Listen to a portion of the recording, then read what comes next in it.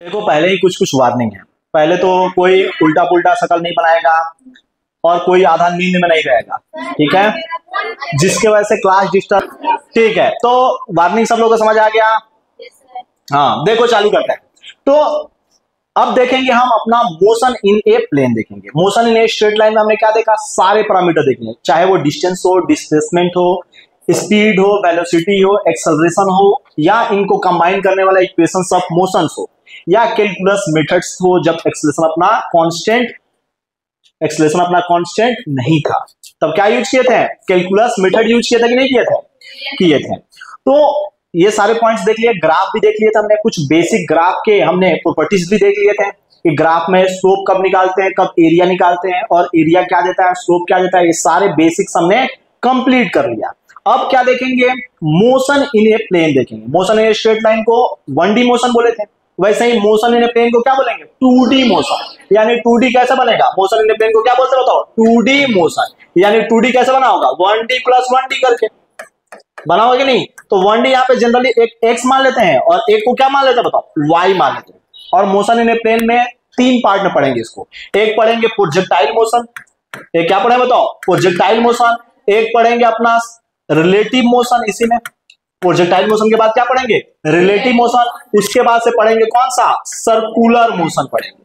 तो ये 3 पार्ट में पढ़ेंगे इसको, ठीक है। सबसे जो इंपॉर्टेंट पार्ट है इसमें कौन सा है, प्रोजेक्टाइल मोशन। हर कॉम्पिटिटिव एग्जाम में एक ना एक क्वेश्चन आता ही आता है, तो और बहुत ही आसान होता है, बिना पेन के भी क्वेश्चन सॉल्व हो सकते हैं प्रोजेक्टाइल मोशन को अगर अच्छे से समझ लेते हो तो चलो समझते हैं, स्टार्ट करते हैं अपना कौन सा, प्रोजेक्टाइल मोशन। स्टार्ट करने से पहले पता तो हो कि प्रोजेक्टाइल मोशन होगा कि स्ट्रेट लाइन मोशन होगा। तो डिपेंड, अपना जो मोशन का पाथ होगा, मोशन का जो ट्रेजेक्टरी या रास्ता होगा, वो किसके ऊपर डिपेंड करता है बताओ, एक्सेलरेशन के ऊपर कंप्लीटली डिपेंड करता है कि एक्सेलरेशन अपना कांस्टेंट है कि एक्सेलरेशन अपना वेरिएबल है। तो सबसे पहले देखो, एक्सेलरेशन अपना वेरिएबल है तो इसका कोई आता पता है क्या कि इसका रास्ता कैसा होगा, तो एनी पाथ पॉसिबल, यहां पे कोई भी रास्ता हो सकता है जब एक्सेलरेशन क्या होगा, वेरिएबल। लेकिन एक्सेलरेशन कांस्टेंट है तो यहां पे हम प्रिडिक्ट कर सकते हैं किसके बेसिस पे, एंगल के बेसिस पे, कि एक्सेलरेशन और वेलोसिटी के बीच में बनने वाला एंगल कितना है। उसके बेसिस पे हम क्या कर सकते हैं, बता सकते हैं कि रास्ता कैसा होगा, किसमें, जब एक्सेलरेशन अपना कांस्टेंट। जैसे मान लो एक्सेलरेशन और वेलोसिटी आपस में क्या बताओ, कोलिनियर है। अब कोलिनियर का मतलब हमने वेक्टर में पढ़ा था कि कोलिनियर होने का मतलब या तो एंगल 0 डिग्री है इनके बीच में, या तो 180 डिग्री है। तो ए और भी, एक्सेलरेशन वेलोसिटी अगर कोलिनियर, तो इनका जो रास्ता होगा, मोशन का जो रास्ता होगा वो कैसा होगा बताओ, स्ट्रेट लाइन होगा। कैसा होगा बताओ, स्ट्रेट लाइन। और मोशन इन स्ट्रेट लाइन वाला पार्ट हमने अभी कंप्लीट किया है। इसके बाद से आता है कौन सा, कि अगर मान लो कि एक्सेलरेशन और वेलोसिटी क्या बताओ, कोलिनियर नहीं है, यानी नॉन कोलिनियर है। कैसा बताओ, नॉन कोलिनियर। अब जब नॉन कोलिनियर है तो यहां पे भी अपना रास्ता कुछ होगा, यानी थीटा का वैल्यू इनके अलावा कोई है, थीटा का वैल्यू 0 और 180 के अलावा कोई दूसरा वैल्यू है। तब जो रास्ता होता है वो कैसा होता है बताओ, पैराबोलिक पाथ होता है। कैसा होता है बताओ, पैराबोलिक पाथ होता है, ठीक है। और पैराबोलिक पाथ जब होता है ना, तो इसी को क्या बोलते हैं, ऐसे मोशन को प्रोजेक्टाइल मोशन बोलते हैं। क्या बोलते हैं बताओ, प्रोजेक्टाइल मोशन। प्रोजेक्टाइल मोशन में रास्ता कैसा होगा, पैराबोलिक। तो स्टार्ट किया जाए प्रोजेक्टाइल मोशन, सब लोग रेडी हो, चलो स्टार्ट करते हैं। तो सबसे पहले देखेंगे प्रोजेक्टाइल मोशन। प्रोजेक्टाइल मोशन में सबसे पहले हमने क्या बनाया, कोऑर्डिनेट बना लिया, एक्स एक्सिस और वाई एक्सिस हमने ले लिया। जो प्रोजेक्टाइल है, जहां से प्रोजेक्ट करेंगे ना उसको ऑरिजिन मान लेते हैं, जहां से फेंकेंगे। प्रोजेक्टाइल मतलब जो पत्थर उथर फेंकते हो ना, तो जो पत्थर या ऑब्जेक्ट जिसको फेंकते हैं उसी को क्या बोलते हैं, प्रोजेक्टाइल। और उसी के मोशन का हम पढ़ाई करेंगे, ठीक है। प्रोजेक्टाइल कुछ अलग है क्या, जिस चीज को फेंकते हैं उसको क्या बोलते हैं, प्रोजेक्टाइल, ठीक है। और उसके गति को ही क्या बोलते हैं, प्रोजेक्टाइल मोशन। जहां से फेंकेंगे उसको क्या बोलेंगे, ऑरिजिन। तो अब देखो, एक्स एक्सिस ये हुआ और ये क्या है, वाई एक्सिस है। मान लो कि धरती के साथ हमने कितना एंगल पे फेंका, थीटा एंगल पे, और कितना वेलोसिटी से फेंका, यू वेलोसिटी से। तो थीटा को बोलते हैं एंगल ऑफ प्रोजेक्शन, और जिस वेलोसिटी से फेंके है ना उसको बोलते हैं वेलोसिटी ऑफ प्रोजेक्शन, या इसी को इनिशियल वेलोसिटी बोलते हैं। तो हम जानते हैं कि जब भी कुछ एंगल वगैरह पे आ जाता है तो हम कैलकुलेशंस कर पाएंगे क्या, इजीली नहीं कर पाएंगे। तो उसको क्या करना पड़ेगा, ब्रेक करना पड़ेगा, रिजॉल्व करना पड़ेगा वेक्टर को। तो वेलोसिटी अपना वेक्टर है, इसको क्या करेंगे, दो पार्ट में ब्रेक करेंगे। एक अपना x के तरफ कंपोनेंट आएगा, वो कितना होगा u cos थीटा, जिसके साथ एंगल बनता है वो u cos थीटा, और एक होगा अपना perpendicular component u sin theta.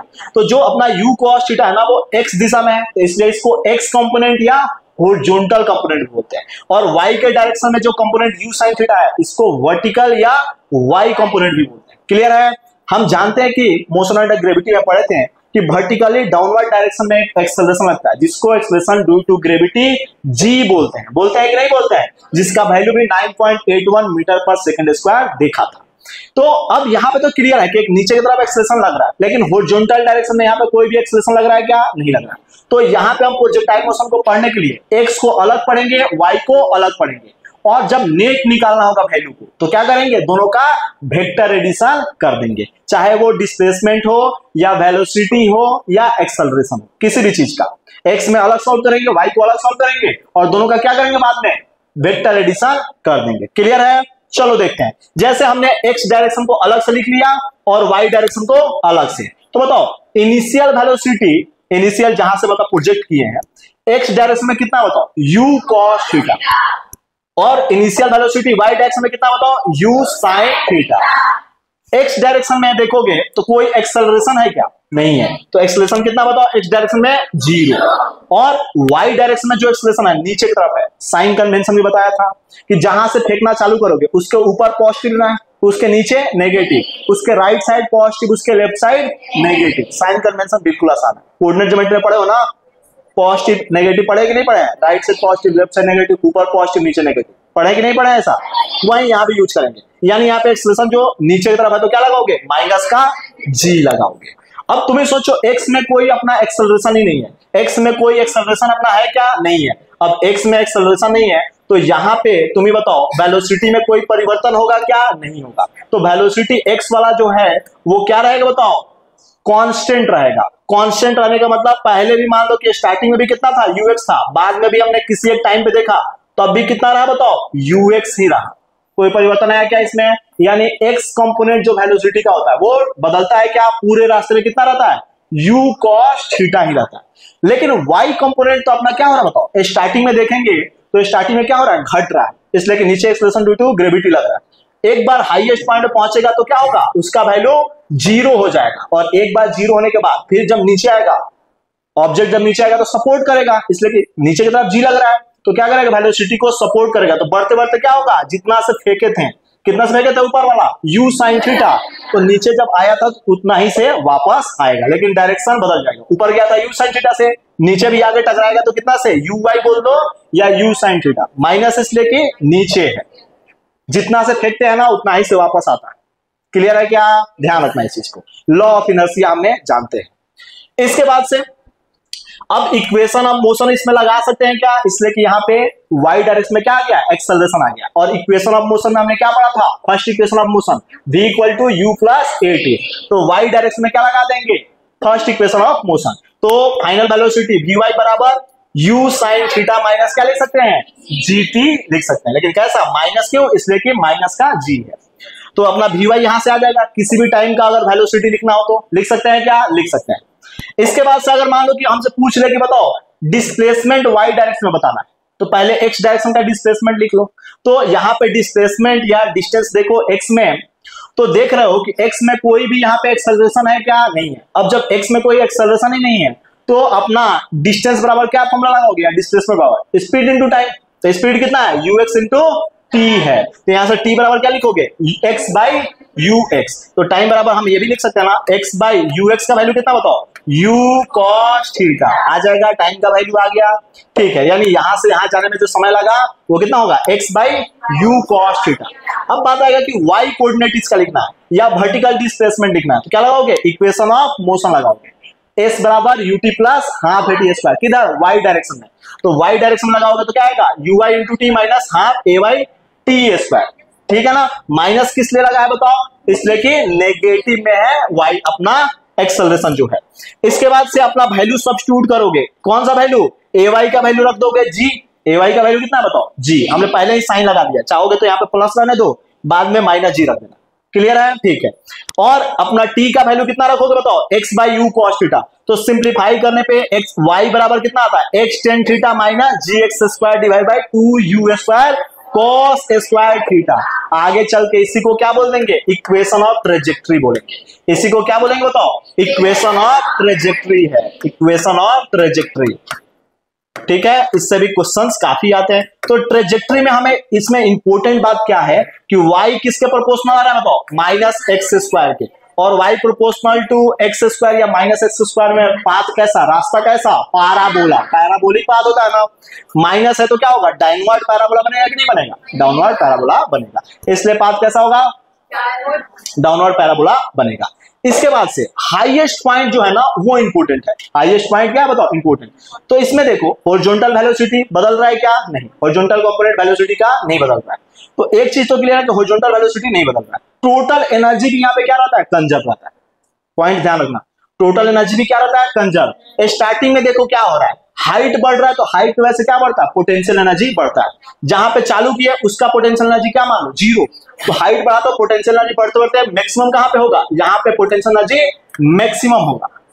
Clear है, तो यहाँ पे पोटेंशियल एनर्जी मैक्सिमम होगा, तो काइनेटिक एनर्जी क्या होगा, मिनिमम होगा। ध्यान रखना है, एक बढ़ेगा तो दूसरा घटता है। और टोटल एनर्जी लिखना होगा तो potential plus kinetic. Total energy क्या रहेगा, कंजर्व। कभी कभी पूछता है कि क्या कांस्टेंट रहता है, तो हॉरिजॉन्टल वेलोसिटी एक तो कांस्टेंट है, उसके बाद से और क्या कांस्टेंट रहता है, टोटल एनर्जी कंजर्व रहता है। लेकिन काइनेटिक और पोटेंशियल आपस में क्या होता है, चेंज होते हैं। जैसे स्टार्टिंग में क्या था, काइनेटिक यहाँ पे मैक्सिमम था, स्टार्ट जहां से करते हैं ना वहां पे काइनेटिक मैक्सिमम, फिर यहाँ पे लौट क्या होगा तो काइनेटिक क्या होगा, मैक्सिमम, और सबसे हाईएस्ट पे क्या होगा, पोटेंशियल मैक्सिमम। यहाँ पे कभी कभी कितना स्टूडेंट गलती कर देते हैं कि हाईएस्ट पॉइंट पे वर्टिकल वेलोसिटी जीरो है, हॉरिजॉन्टल वेलोसिटी तो है, तो काइनेटिक एनर्जी जीरो होगा क्या, नहीं। कितना हो बताओ, half m u x square. Clear है, आसान है, हाफ एम बी स्क्वायर जानते हैं ना काइनेटिक एनर्जी। पोटेंशियल एनर्जी लिखना हो तो क्या करोगे, एम जी और एच मैक्स। तो अब इसमें तीन पैरामीटर देखेंगे, इसके अलावा क्या देखेंगे बताओ, तीन पैरामीटर देखेंगे, काफी इंपॉर्टेंट पैरामीटर है। जहां से ऑब्जेक्ट को फेंके फिर लौट के धरती पे कितना दूर आगे जाए गिरेगा, उसको रेंज बोलेंगे। और इस दौरान जो मैक्सिमम ऊंचाई अटेंड करेगा, मैक्सिमम जो डिस्प्लेसमेंट अटेंड करेगा वर्टिकल डायरेक्शन में, उसको क्या बोलेंगे बताओ, एच मैक्स बोलेंगे। और धरती से फेंके फिर धरती पे लौट के आने में जो समय लेगा उसको क्या बोलेंगे, टाइम ऑफ फ्लाइट। तो एक एक करके आप क्या करेंगे, कैलकुलेशंस करते हैं, और इसको मोशन अंडर ग्रेविटी से क्या करते हैं, रिलेट करते हैं। तो मोशन अंडर ग्रेविटी में क्या देखा था, यू वेलोसिटी से फेंकते हैं तो हाईएस्ट पॉइंट पे जाने में जो हाईएस्ट पॉइंट मतलब जाने में टाइम लगता है वो कितना लगता है, यू बाई जी। और मैक्सिमम यू वेलोसिटी से फेंके तो मैक्सिमम कितना ऊंचाई तक जाएगा, यू स्क्वायर बाई 2g। तो एच मैक्स का वैल्यू हमने देखा था, क्या लगा था, यू स्क्वायर बाई 2g। लेकिन वहां पे कौन सा वेलोसिटी, वर्टिकल वेलोसिटी लेते थे। तो यहाँ पे वर्टिकल वेलोसिटी कितना बताओ, यू वाई है, और यू वाई का वैल्यू हम जानते हैं कितना होता बताओ, यू साइन थीटा। और ये वाला हॉरिजॉन्टल वाला यू कॉस थीटा, इसी को क्या बोला है, यू एक्स बोले हैं, ठीक है। हाँ, तो बताओ यहाँ पे क्या है बताओ, u y square by 2g। Value रखोगे तो क्या आएगा, u square sine square theta by 2g। आसान है क्या, बिल्कुल आसान है, इसलिए कि यू वाई का वैल्यू कितना होता है, यू साइन थीटा। बात आएगा इसी में टाइम ऑफ फ्लाइट का, तो हम जानते हैं यहां से सबसे हाईएस्ट जाने में कितना टाइम, u बाई जी, लेकिन कौन सा, वर्टिकल वेलोसिटी। तो u y बाई जी ऊपर जाने में, फिर ऊपर से यहां से नीचे आने में कितना, u y बाई जी। तो कितना होगा, 2u y बाई जी होगा क्या, होगा। तो यहाँ पे रखोगे u y का वैल्यू तो क्या होगा, 2u sine theta by G. तो क्या ये फॉर्मूला बनाना आसान है कि नहीं है, ये सारे पैरामीटर्स हम बना सकते हैं। इसी में आता बात रेंज का। रेंज क्या बताओ, हॉरिजॉन्टल डिस्प्लेसमेंट, और हॉरिजॉन्टल में कोई एक्सेलरेशन नहीं है, तो डिस्टेंस या डिस्प्लेसमेंट लिखने के लिए क्या करोगे, स्पीड इनटू टाइम। स्पीड का वैल्यू कितना बताओ, u cos थीटा, और टाइम का वैल्यू कितना बताओ, 2u sin theta by G.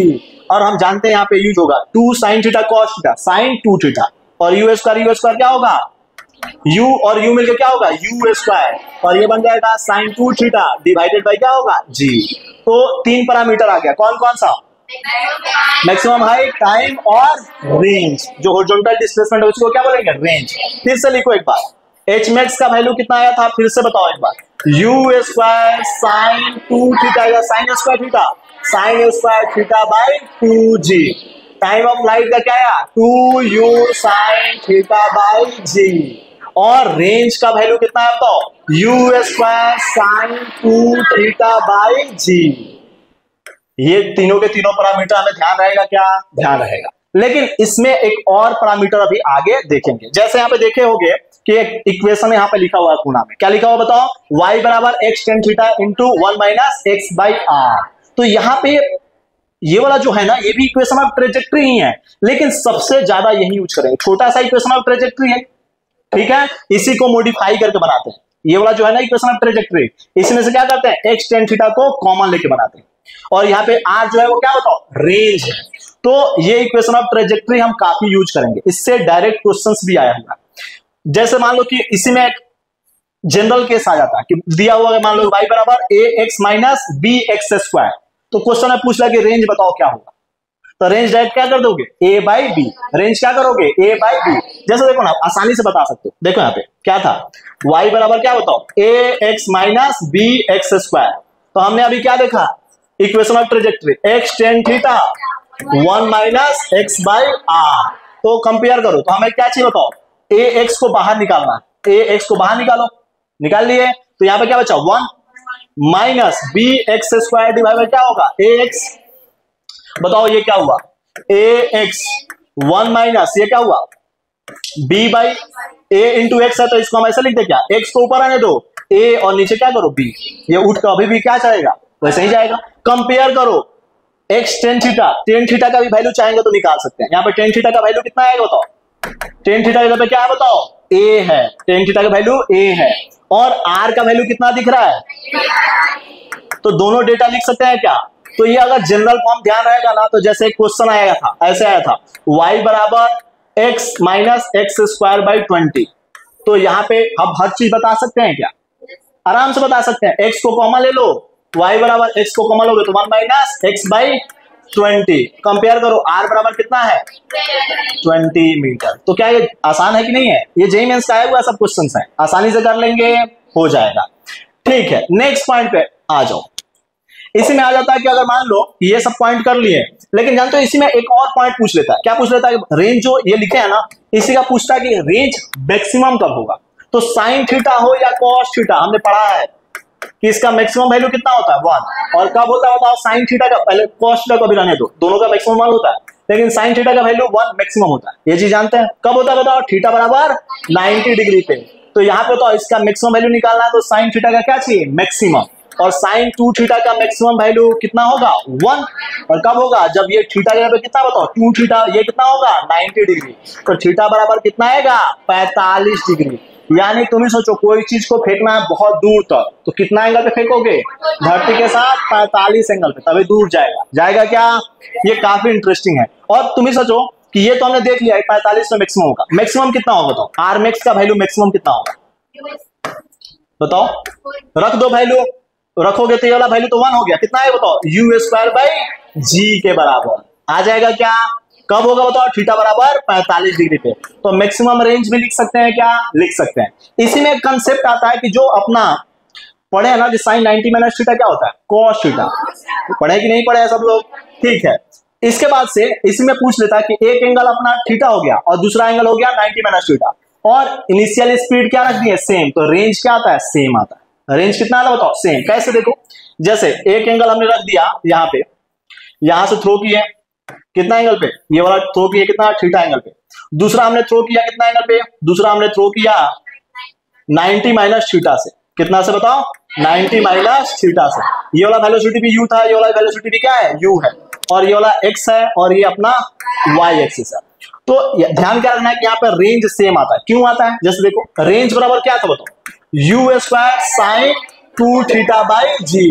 तो याद करो, ऐसा ही पढ़ा क्या कि साइन 180 माइनस थीटा क्या होता है, साइन थीटा होता है कि नहीं होता है। तो वैसे ही यहाँ पे बताओ, एक तो ये मान लो कि पहला वाला का रेंज हमने R1 बोल दिया, दूसरा वाला का रेंज लिखा है, तो क्या करोगे, यू स्क्वायर साइन 2 थीटा के लिए क्या लिखोगे, 90 माइनस थीटा डिवाइड बाय क्या है जी।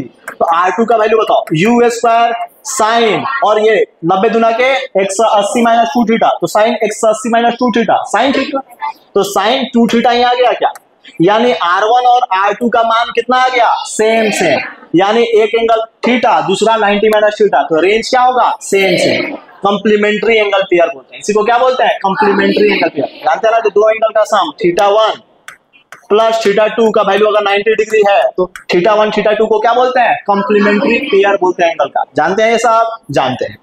इसी में आता है कि जनरल केस, कभी कभी जेई ने पूछ लिया क्वेश्चन इससे भी, कि मान लो कि ब्रिज वगैरह ओवर ब्रिज पे जाते हैं कि नहीं, तिरछा फेंक दिए, अभी तो सीधा धरती से फेंक रहे थे, अब क्या हुआ, ब्रिज पे गए, ब्रिज वगैरह ऐसे ही रहता है चढ़ाओ, तो मान लो ब्रिज कितना धरती से है? थीटा एंगल पे, और उस ब्रिज पे भी तुम जाके ब्रिज से कितना एंगल पर? अल्फा एंगल पे फेंक दिए। कितना एंगल पे? अल्फा एंगल पे। तो पूछ लेता है, बताओ टाइम ऑफ फ्लाइट क्या होगा, मैक्सिमम हाइट क्या होगा, रेंज क्या होगा, सब कुछ पूछ लेता है। ठीक है, तो ध्यान देखो, कुछ नहीं करना, इसमें आसान है। जो अपना इंक्लाइंड मोशन होता है ना, उसमें एलोंग द इंक्लाइंड वाले को एक्स मान लेते हैं, इंक्लाइंड वाले को ही अब क्या करेंगे? एक्स मान लेंगे, और उसके परपेंडिकुलर वाले को वाई। बहुत आसान हो जाएगा। उसके बाद तो ये वाला एक्स हो गया, ये वाला वाई हो गया। वेलोसिटी अपना u है, अल्फा के एलोंग अपना क्या करेंगे? रिजॉल्व करेंगे, तो u cos अल्फा, और ये वाला u sin अल्फा। ऐसे ही हम जानते हैं कि ये नीचे की तरफ acceleration due to gravity g है। ये वाला थीटा होता है, तो हमने एनएलएम में पढ़ा है, क्या पढ़ा है? ये वाला भी एंगल थीटा, तो ये g है, तो इसका एक कंपोनेंट इधर g cos थीटा और इधर g sin थीटा। होगा कि नहीं होगा? होगा। अब जब लिखना होगा हमें मैक्सिमम हाइट या time of flight, maximum height तो यही होगा ना, और यहां से फेंके हो फिर से आपस किसके ऊपर? ब्रिज के ऊपर जाके टकराएगा कितना देर बाद, दोनों लिखना है। तो हमने क्या पढ़ा था बताओ? मैक्सिमम हाइट का फॉर्मूला या टाइम ऑफ फ्लाइट का? अभी फॉर्मूला क्या पढ़े थे? 2uy/g पढ़े थे, लेकिन g क्या था? वर्टिकल वेलोसिटी था, वर्टिकल एक्सेलरेशन था कि नहीं था? तो यहाँ पे वर्टिकल एक्सेलरेशन कितना बताओ? g cos theta. तो लेके सब्स्टिट्यूट कर दें, पहले बताओ 2uy का वैल्यू कितना है बताओ? ये तो अपना uy है, क्या है बताओ? u sin alpha divided by यहाँ पे ay का वैल्यू g cos थीटा, और थीटा क्या है? ब्रिज कितना एंगल बना रहा है, अल्फा क्या बताओ? ब्रिज से कितना एंगल पे फेंक रहा है। यहाँ पे ये वाला बताओ, h का फॉर्मूला क्या पढ़े थे? uy²/2g, लेकिन g क्या होता था? Vertical acceleration. यहाँ पे वर्टिकल एक्सेलरेशन कितना बताओ? g cos थीटा, और uy का वैल्यू कितना है? u sin अल्फा, तो u square sine square alpha divide नीचे क्या होगा? 2, और ये ay का वैल्यू g cos थीटा। आसान है क्या? इसी में अपना अगर मान लो कि रेंज लिखना होता था, तो रेंज क्या होता था? सिंपल, वहां पे r बराबर ux इंटू टी करते थे। कब? जब एक्सेलरेशन नहीं था। लेकिन यहाँ पे x में एक्सेलरेशन है क्या? है। देखो x में एक्सेलरेशन कितना बताओ? g sin थीटा है कि नहीं है x में? तो अपना क्या करोगे? x बराबर लिखना होगा वैल्यू या रेंज बराबर, तो क्या लगाओगे? इक्वेशन ऑफ मोशन, s बराबर ut plus half at square, तो लगा दो। हमने मान लिया कि r बराबर हमने x मान लिया, तो ux इंटू क्या करोगे? t, और यहाँ पे देखो एक्सेलरेशन क्या बताओ? मोशन हो रहा है आगे की तरफ, एक्सेलरेशन लग रहा है नीचे, तो क्या लगाओगे? माइनस आएगा। ठीक है, हाफ, और एक्सेलरेशन कितना बताओ? ax का वैल्यू रखना होगा, तो क्या रखोगे? g sin theta into T square, और ये वाला जो t है ना, यहाँ पे यूज करोगे, यहाँ पे, और यहाँ पे t का वैल्यू यूज करोगे। इसमें देखो प्लस क्यों यूज किए हैं? जब देखो नीचे से ऊपर फेंकोगे तो विरोध करेगा, लेकिन ऊपर से ब्रिज से नीचे की तरफ फेंकोगे इधर, तो क्या करेगा? सपोर्ट करेगा, तो उसमें प्लस आ जाएगा। और अभी नीचे से ऊपर फेंकोगे तो क्या होगा? माइनस आएगा। तुम सोचो ना, नीचे से ऊपर फेंकना मुश्किल है कि नहीं है? तो नीचे से जब ऊपर फेंकोगे तो क्या आएगा? माइनस, और ऊपर से नीचे फेंकोगे तो दूर फेंक सकते हैं कि नहीं फेंक सकते, तो उसमें प्लस आ जाएगा। तो इसका फॉर्मूला याद रखने की जरूरत है क्या? नहीं। ये दोनों हम बना सकते हैं, और इसको एक बार ये टाइम आ गया तो हम इक्वेशन ऑफ मोशन से रेंज भी लिख सकते हैं। लिख सकते हैं क्या? क्लियर है एकदम? ठीक है। जैसे क्वेश्चन देखो, एक क्वेश्चन देखोगे कि मान लो कि ये x एक्सिस है और ये y एक्सिस है। हमने क्या किया? धरती के साथ कितना एंगल पे? 20 मीटर पर सेकंड पे हमने थ्रो किया, और कितना एंगल पे धरती के साथ? मान लो कि 37 डिग्री एंगल पे फेंक दिया। तो हमें बताना है कि बताओ 2 सेकंड बाद इसका वेलोसिटी कितना होगा? 2 सेकंड बाद वेलोसिटी बताना, 2 सेकंड बाद वेलोसिटी बताना। तो बताओ, पहले तो 3 डिग्री के बाद वैल्यू पता होना चाहिए। तो तुम्हें सोचो 20 का इधर कंपोनेंट कितना होगा बताओ? 20 cos 37 डिग्री, और इधर कौन सा होगा बताओ? 20 sin 37 डिग्री। होगा कि नहीं होगा? होगा।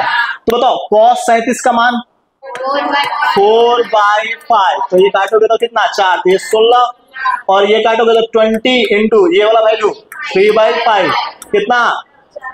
5 से 4, तो 4 हैं 12 मीटर पर सेकेंड। मीटर पर सेकेंड है, अभी मीटर पर सेकेंड। तुम ही सोचो 1 सेकेंड में कितना कम होगा? 1 सेकेंड में 10 मीटर पर स्क्वायर क्या होता है? कम होता है। 10 मीटर पर सेकेंड क्या होता है बताओ? कम हो जाता है। कौन सा वैल्यू? वेलोसिटी का वैल्यू, कौन सा, वर्टिकल वेलोसिटी, ध्यान रखना, इसलिए कि अपना एक्सलेशन नीचे की तरफ क्या लग रहा है बताओ, 9.81 लग रहा है मीटर पर सेकंड स्क्वायर, लेकिन इसको अप्रोक्सीमेटली 10 मान लो, तो 10 मीटर पर सेकंड स्क्वायर। इससे क्या पता चल रहा है, हर एक सेकंड में वर्टिकल वेलोसिटी को कितना कम करेगा, 10 मीटर पर सेकंड कम करेगा। करेगा क्या करेगा, तो हमारे पास कितना बताओ 12 है, तो हमें बताना है कि 2 सेकंड बाद का वेलोसिटी बताना है, तो बता सकते हैं क्या, डायरेक्ट फॉर्मूला भी लगा सकते हो। डायरेक्ट फॉर्मूला क्या बताओ, हॉरिजॉन्टल तो अपना क्या रहेगा, हॉरिजॉन्टल अपना कितना बताओ 16 मीटर पर सेकंड है, तो ये तो उतना ही रहेगा। वर्टिकल वाले के लिए लिखना हो तो Vy बराबर क्या लिखोगे, u sin थीटा माइनस क्या था, g t था। क्लियर है, लेके सब्स्टिट्यूट कर देंगे, u sin थीटा का वैल्यू कितना है 12, यहाँ पे 12 रख दो, माइनस g का वैल्यू कितना बताओ 10, और t का वैल्यू कितना बताओ 2 सेकंड बाद या 3 सेकंड जो भी पूछा बता दो, 2 सेकंड बाद बताना, तो क्या करो 12 माइनस ये वाला कितना होगा 20, तो क्या होगा माइनस का 8 आना भी चाहिए। तुम सोचो ना मैक्सिमम हाइट कितना देर में पहुंच जाएगा, 1 सेकंड में ही अपना कितना कम हो जाएगा बताओ 10 कम हो जाएगा, यानी 2 सेकंड में तो 20 कम होगा। तो तुम्हें सोचो एक ही कम होगा, एक ही सेकंड, मतलब 1 और 2 सेकंड के बीच में टाइम ऑफ फ्लाइट आएगा। ये तो क्लियर है कि नहीं है, आज आसानी से आइडेंटिफाई कर लेंगे, इसलिए कि मैक्सिमम हाइट निकाल के भी चेक कर लेंगे, हो जाएगा। ट्राई करोगे, चलो तो इसको ट्राई करना, ठीक है। इसके बाद हाँ किसका, हाँ